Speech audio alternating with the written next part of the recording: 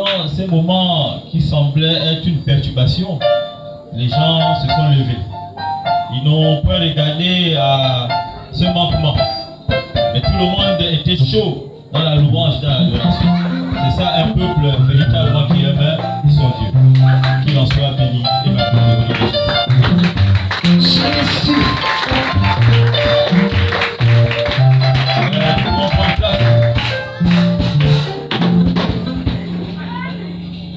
Alléluia.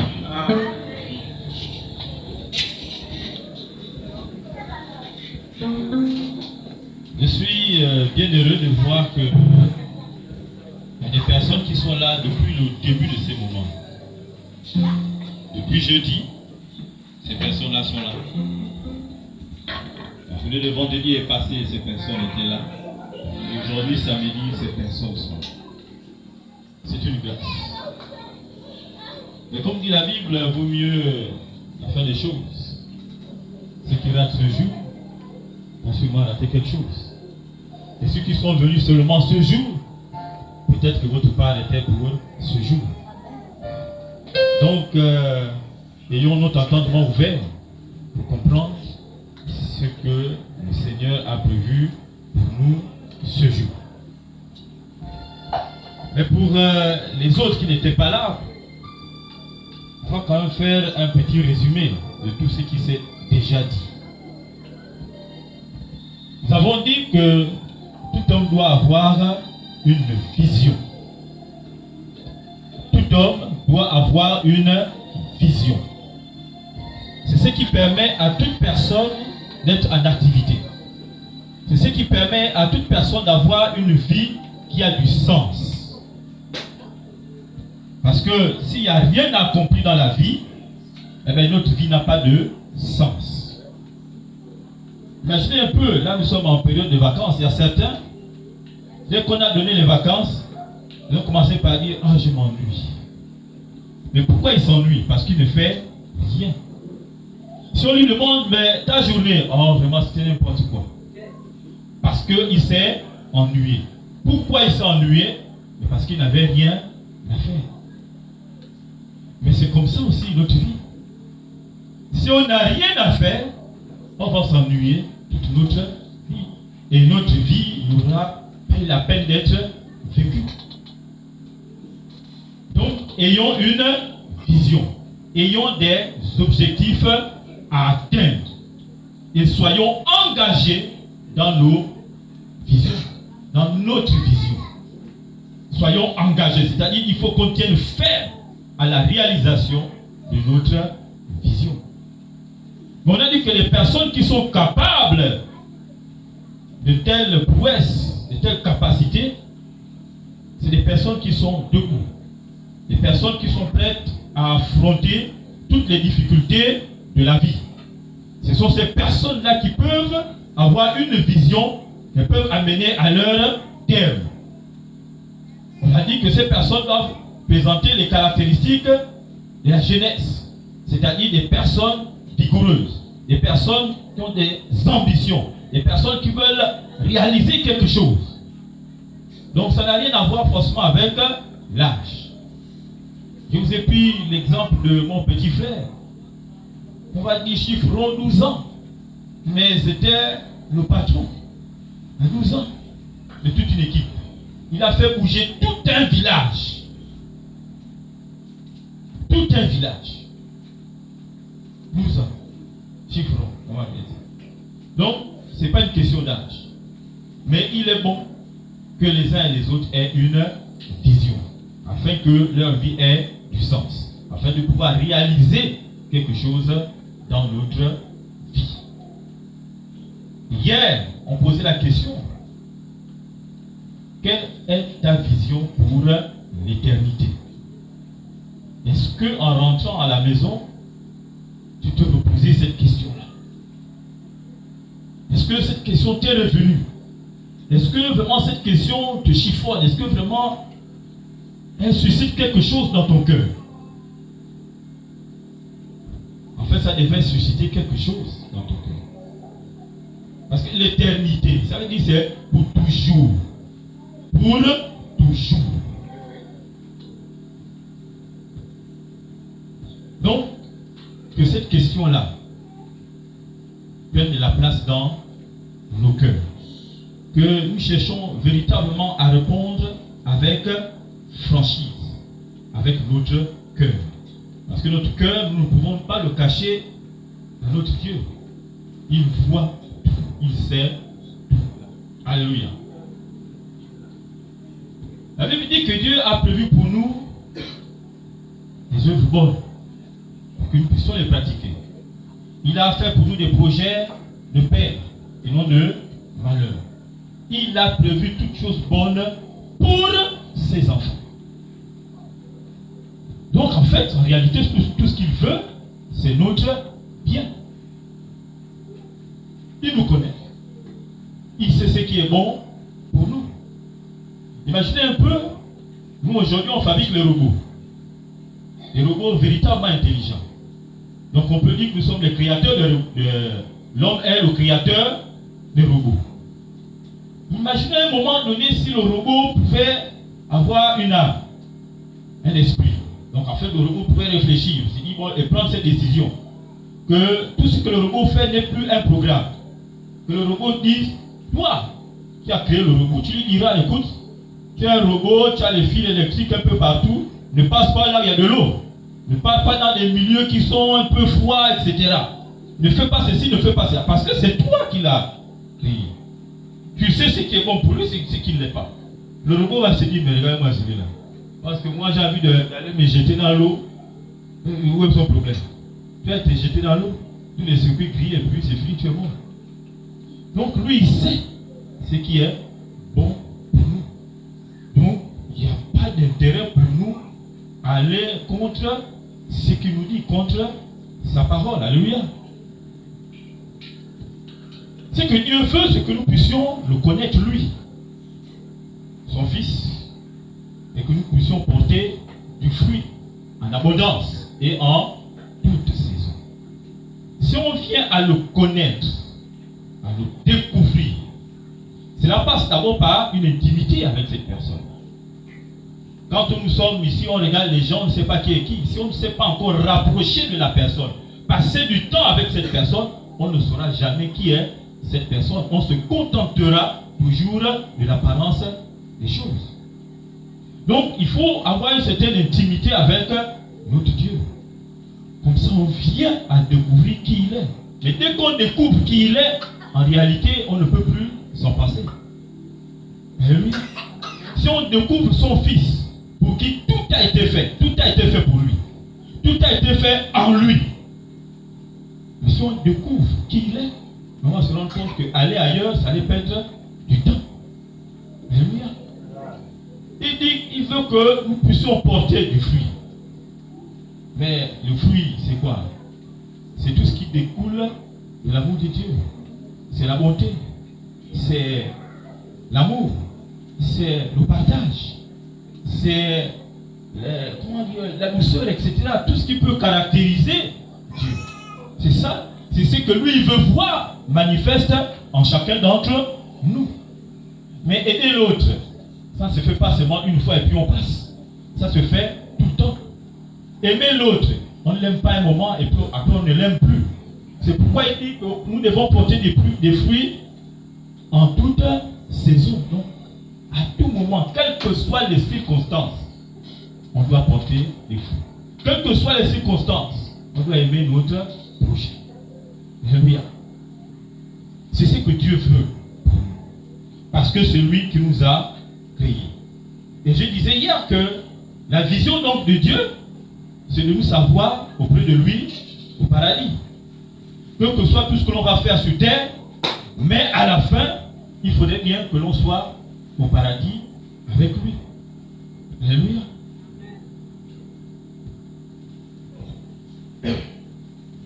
Sachant tout ça, pourquoi est-ce que l'on résiste? Pourquoi on se dit encore, mon Dieu, bon, Jésus, bon, on va voir. Pourquoi? Pourtant, nous savons que c'est lui le Créateur. Nous le savons. Nous savons que sa parole est vérité. Nous savons donc que tout ce qui est dit est la vérité. Mais pourquoi on coince? Pourquoi se mettre toujours à l'écart? C'est dire, bon Dieu, on va voir. Dieu, on va voir. Dieu nous connaît. La Bible dit qu'il connaît même le nombre de cheveux qu'on a sur la tête. Bon, moi j'ai déjà un peu rasé. Il connaît nos noms. Il sait tout ce que l'on fait. Mais nous on s'est dit encore, bon, on va voir. Pourquoi ça? C'est l'incrédulité. L'incrédulité, c'est régner Dieu. Régner tout ce qu'il fait. Régner ce qu'il est. C'est ça l'incrédulité. Et là, on est dans le péché. Et ça nous sépare de lui. Et là, c'est dangereux. On est dans la mort. Ne nous contentons pas donc de savoir. Prenons profit de ce que nous savons. Nous ne sommes pas tombés du ciel. Il y a forcément quelqu'un qui nous a créés. Forcément. Je ne sais pas, on n'est pas tombé, comme disent les autres, net nihilo comme ça, c'est-à-dire de rien, bah, on est apparu. Non. Il y a quelqu'un qui est à l'origine de tout ça. C'est qui a fait. Il y avait Dieu le Créateur. On nous a déjà maintes fois parlé de lui. Mais on s'est dit, on attend encore. L'attachement au bien de ce monde. Même certains s'est dit, bon, j'attends encore un peu. J'attends encore un peu. Parce que j'ai encore envie de jouir des biens de ce monde, des plaisirs de ce monde. Mais la Bible dit, à quoi ça sert à un homme de gagner le monde s'il doit perdre son âme? Je disais hier que quelle que soit la religion que l'on considère, tout le monde sait qu'après la mort, il y a la vie. Tout le monde le sait. Quelle que soit la religion. Tout le monde sait que dans ce corps-là, il y a l'âme et il y a l'esprit. Que le corps va partir, mais l'âme et l'esprit resteront. Tout le monde le sait. Mais où est-ce que cette âme-là va aller? Dans quelles conditions cette âme va se trouver plus tard? Ne jouons pas à l'insouciant, à l'inconscient, comme les jeunes, certains jeunes, disons même les enfants, parce qu'ils disent, bon, à quoi, amuse-toi, mais ne t'en fais pas, tu rendras compte de ces moments-là. Tu rendras compte. Salomon, avec sa sagesse, il a regardé tout ce qui se fait sur la terre. Tout, il a regardé. Il a dit, mais tout ça là, c'est fin. C'est rien. Ça ne vaut rien. C'est vanité et poursuite du vent. Regardez un peu cet homme-là qui lui a donné une sagesse d'un autre niveau. Lui vous dit que c'est rien tout ça. Ça c'est un homme hein, comme nous. Si c'est Dieu qui parle, on dira bon c'est Dieu qui parle. Parce que lui c'est Dieu là-bas, on ne sait pas. Mais c'est un homme qui a parlé. Tout ce que l'on fait là, c'est rien. C'est poursuite du vent. Quel crédit on gagne là-dedans? Qu'est-ce qu'on gagne? Rien. Tout ce qu'on a à gagner, c'est de s'assurer notre place quelque part auprès de celui qui nous a créés. Alléluia. On n'a aucun avantage à tirer dans ce qui périt. Aucun avantage. Tous ces biens-là, ils resteront. Et nous le savons tous et pourtant. Ce n'est plus un secret pour qui que ce soit. Nous tous, nous savons que nous sommes de passage sur terre. Nous sommes en train de marcher. Il y a eu un début dans notre marche, il y aura une fin, notre marche sur terre. Ce sera la fin. La fin compte plus que le début. Quelle sera ta fin? Dans quelle situation te trouveras-tu lorsque ta fin va arriver? Parce que la fin va forcément arriver. Chacun de nous a eu un parent qui est déjà parti. Tu ne le vois plus. Il n'a pas voyagé. Donc, nous savons tous que nous allons mourir. Nous le savons tous autant que nous sommes. Ainsi donc, arrêtons de fermer les yeux devant la vérité. Arrêtons de fermer les yeux devant la vérité. Ne cherchons pas à rester dans les ténèbres où on ne voit rien. Mais rentrons dans la lumière où on voit tout. Parce que Christ, c'est la lumière. C'est la vie. Mais toutes ces choses, la place dans le royaume des cieux, les œuvres bonnes que lui il a prévues pour nous, tout ce que lui, tous les bienfaits qu'il a prévus pour chacun de nous, nous ne pouvons les vivre qu'à une seule condition. Que si nous passons par la nouvelle naissance. La nouvelle naissance. Nicodème, c'est un docteur de la loi, un docteur. Vous voyez un peu comment le mot pèse, docteur. Donc quelqu'un, il maîtrisait la loi. Il n'y a pas un seul verset qui pouvait l'échapper. C'est sûr que si tu dis un mot comme ça, tu dis, c'était un livre verset tant, chapitre tant, verset tant. Mais cet homme-là, il a pris conscience d'une chose. La connaissance qu'il avait là ne l'assurait aucune place dans le royaume des cieux. Il fallait obligatoirement passer par la nouvelle naissance. Obligatoirement. En fait, là, je veux m'adresser à certaines personnes qui se disent que, et pourtant, moi, j'ai fait du bien. Et pourtant, moi, j'aime mon prochain. Parce qu'il y a certains qui se disent ça. Qui se disent que par mes œuvres, je vais être sauvé.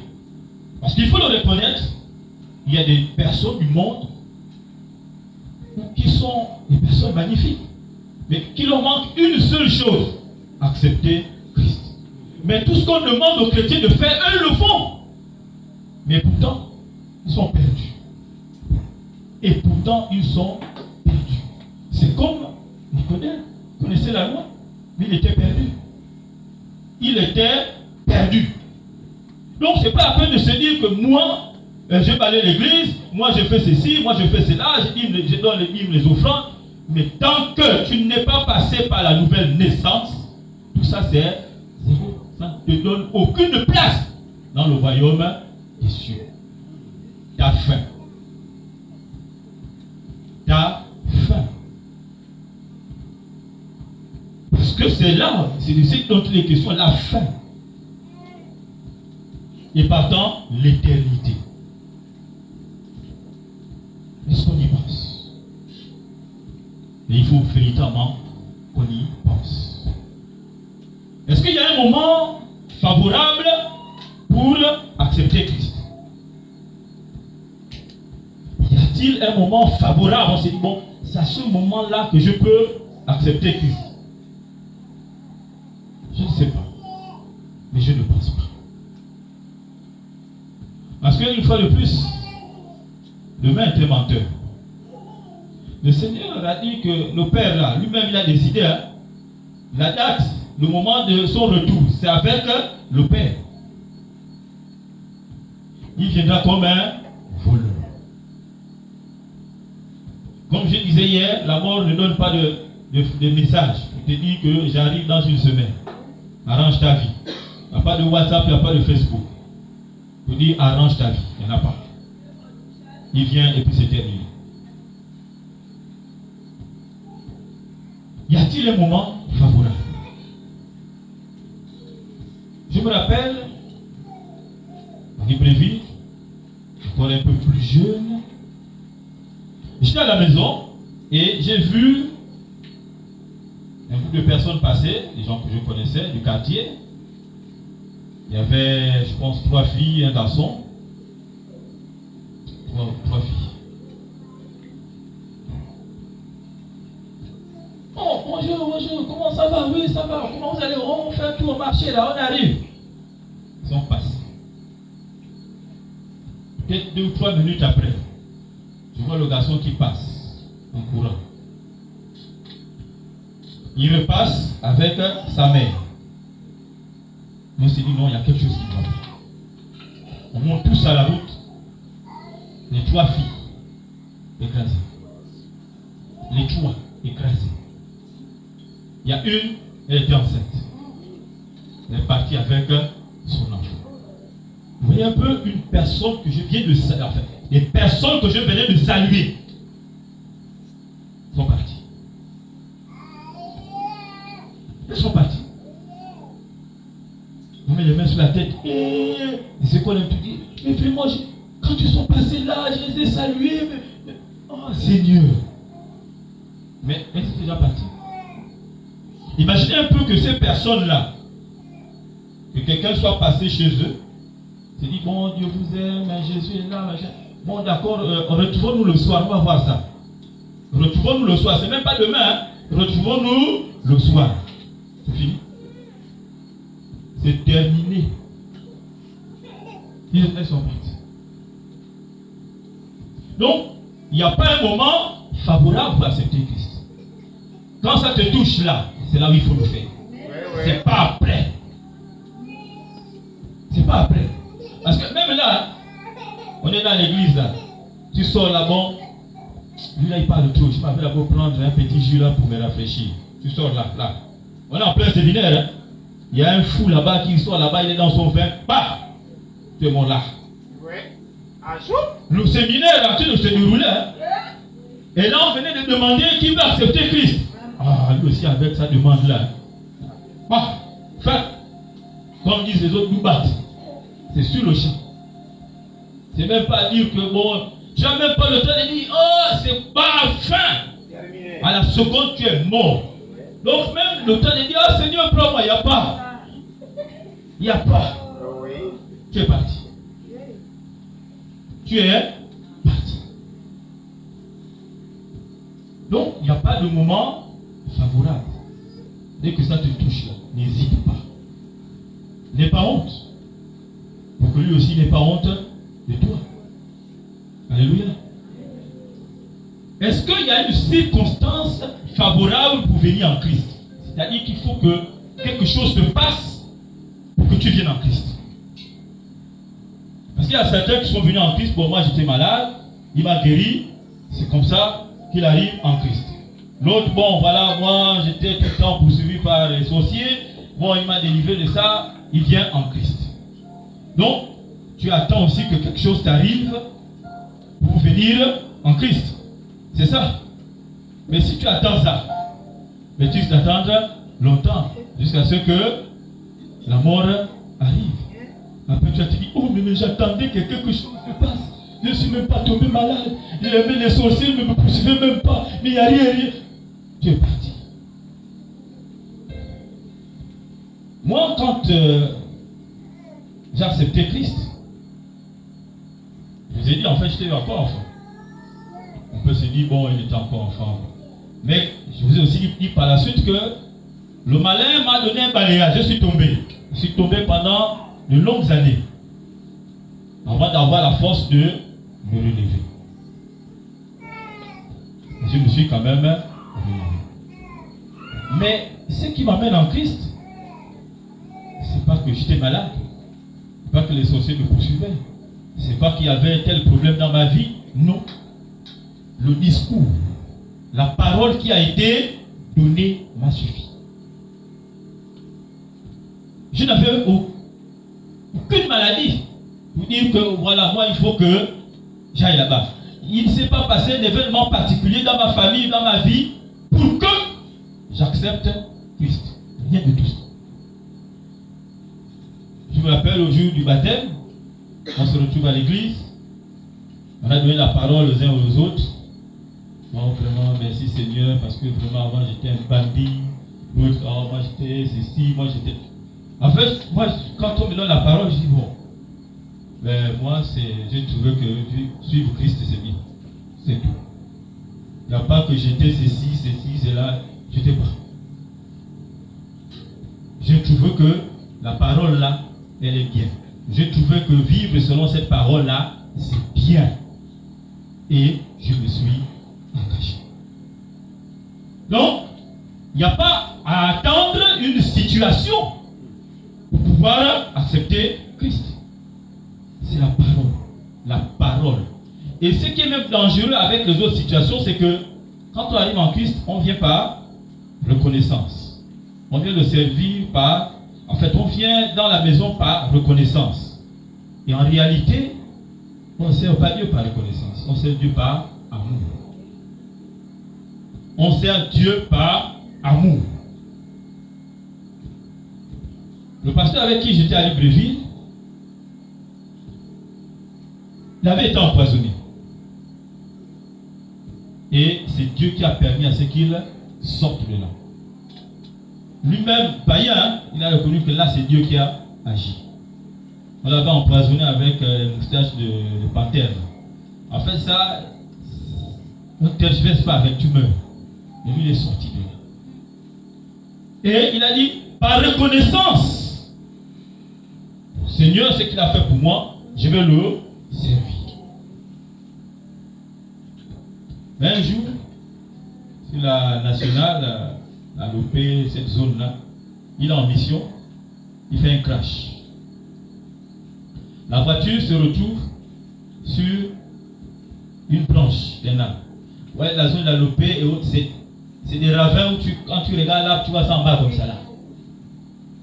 La voiture a quitté la route, s'est retrouvée accrochée sur une branche. Et là, le Seigneur a dit, ok, moi je vais un peu te parler. Ta reconnaissance là, c'est bien. Mais moi ce que je veux, c'est que tu me sers par amour. C'est bon que tu puisses reconnaître que j'ai fait ceci dans ta vie, c'est bien. Mais si tu continues dans cette route, en fait tu vas te perdre. Tu vas te perdre. Moi ce que je veux, c'est que tu me serves par amour. Donc la reconnaissance, oui, j'accepte. J'accepte ta reconnaissance. Mais sers-moi par amour, arrête ta reconnaissance. Il a passé la nuit là. Il dit, c'est moi ton Dieu, c'est moi qui te parle. Il dit, regarde un peu là où tu es. La voiture peut tenir en équilibre sur une branche. La branche là ne se casse même pas. C'est moi. Arrête avec ton histoire de reconnaissance. Arrête avec ça. Il faut m'aimer moi.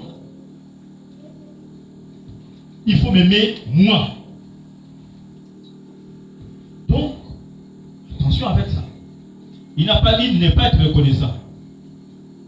Mais il faut le servir par amour.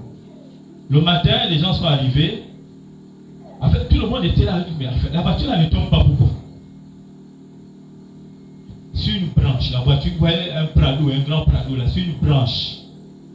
La voiture est là. Les gens regardent. Mais la voiture là, comment ça fait pour ne pas tomber? Ils ont amené une grue. Ils ont pris la voiture, ils ont déposé sur la route. Le préfet est venu. Il a regardé. Là, il n'était pas encore pasteur. Hein. Il a regardé, il a dit, il faut servir le Seigneur par amour. Ouais, il a regardé, il dit, bon, je sais que là, c'est encore le Seigneur qui parle, pas tout. Bon. C'était une parenthèse.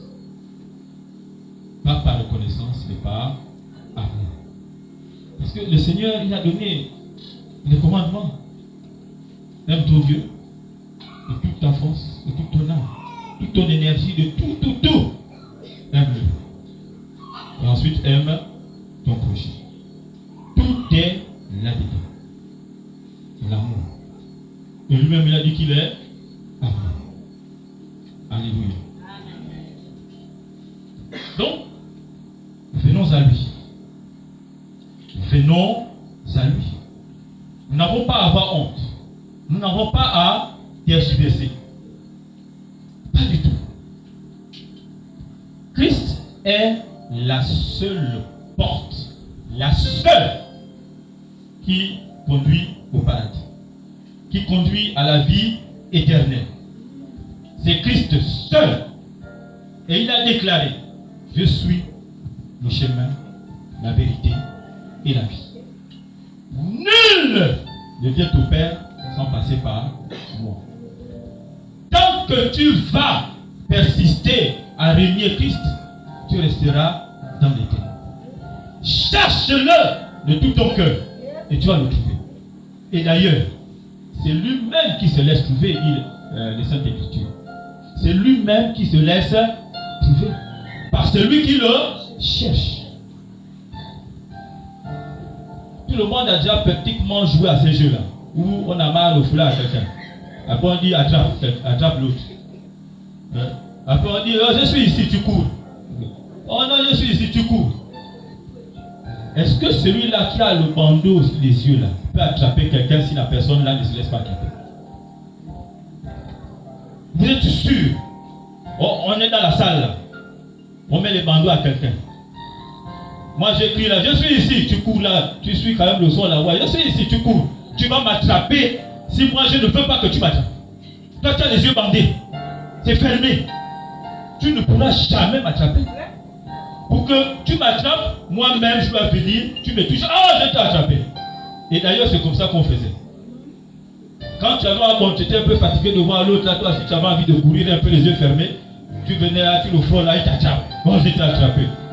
Après, c'est toi qui prends le foulard et ainsi de suite. En fait, quand tu cherches Christ, tu es dans le noir. Tu es encore dans le noir, tu ne peux pas le voir. Puisque tu es encore dans les ténèbres. Tu ne peux pas le voir. C'est lui qui est obligé de venir vers toi. Vous te dites, mais je suis là. Oh, il est là. J'attrape. Mais là maintenant, il faut que toi tu attrapes. Mais lui, il est déjà venu, il t'a déjà touché. Je suis là.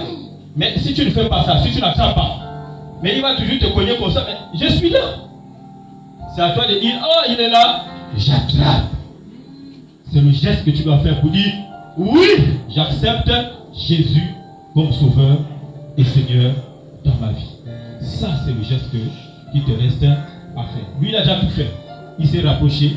Il a dit, je suis là. Et tu ne me sens pas. Je suis là. Attrape. Le seul geste qui te reste à faire. Quand j'étais dans les débuts de lycée, terminé, il y a un livre que j'aimais bien lire, un livre de proverbes et autres. J'en ai retenu 2.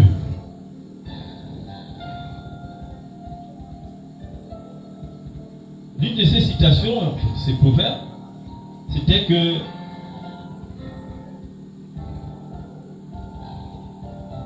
le temps que l'on perd, c'est du bien qu'on se vole.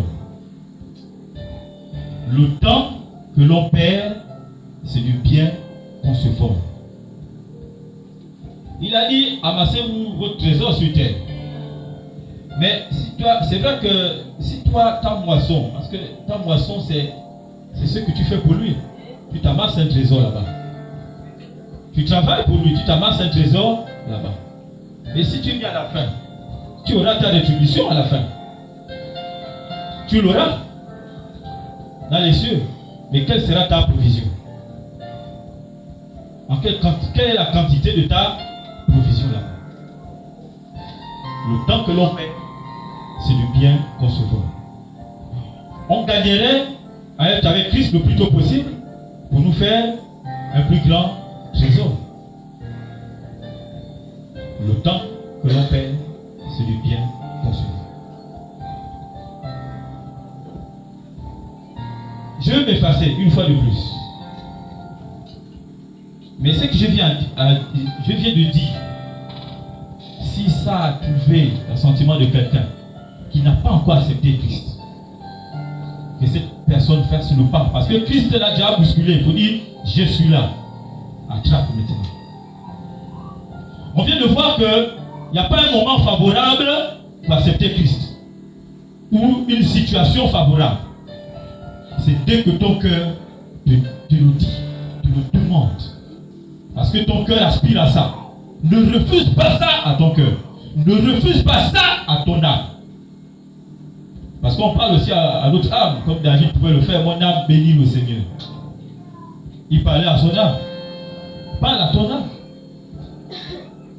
Regarde ton âme. Tu veux que ton âme soit perdue? Ou la souffrance éternelle? Ou bien tu veux que ton âme soit dans la béatitude éternelle, dans le bonheur absolu? C'est à toi de faire le choix. Mais Christ est là, il t'attend. Il t'a déjà bousculé. Il voit ces moments. Parce qu'après tu dis, mais on ne m'avait pas parlé. Il voit ces moments. Parce qu'il voit tout. Il sait que tu étais présent. Je vais aussi m'adresser à ceux-là qui ils sentent qu'à un moment donné, le malin là leur a donné un balayage. Ils sont tombés. Mais qui ne se sont pas encore relevés. C'est le moment de se relever. Parce que là, il y a une main tendue qui est là. On disait la dernière fois qu'il y a des gens qui ont des difficultés à se relever lorsque ces personnes-là tombent. Mais il y a une main qui est là. La main là veut t'amener à te relever. À prendre ta place. C'est le Fils de Dieu. Au lieu d'être l'esclave du péché. Alléluia. Je vais terminer avec les paroles d'une chanson du pasteur Mohamed Sanogo. Je ne vais pas mimer la chanson, je vais juste donner les paroles. Il dit: pourquoi marches-tu sur ce chemin? Pourtant tu sais que tu te perds. Tu sais que tu te perds. Tu n'entends pas la voix du Père qui te dit arrête. Tu n'entends pas la voix du Père qui te dit ça suffit. Tu n'entends pas la voix de ton Seigneur qui t'avertit. Mais pourquoi persistes-tu à aller sur ce chemin? En fait, tu ne trompes personne.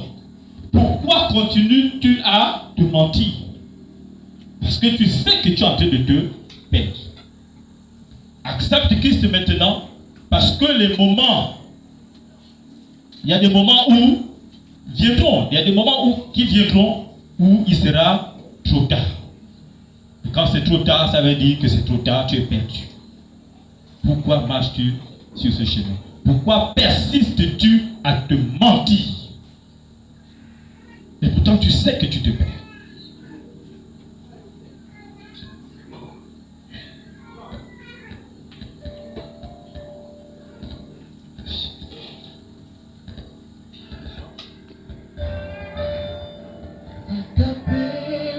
Aujourd'hui, il t'appelle aujourd'hui, il t'appelle aujourd'hui,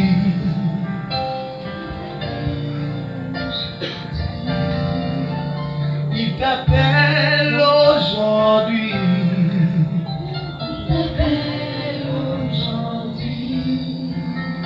il t'appelle aujourd'hui.